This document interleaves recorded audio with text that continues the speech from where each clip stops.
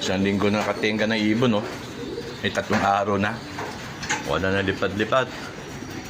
Dahil sa Bagyo Inting, anak ng Titing. Hindi makakatulo fly. Sama ng panahon, lakas ang hangin.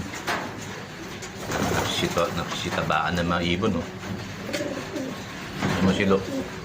Yung si Batman, no? Lakas na ni Batman, no? Yabang na naman siya. Yan, no? Ito. Yabang na, no?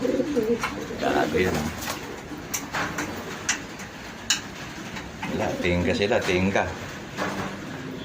Walang lipat. Makasawa na lang kayo.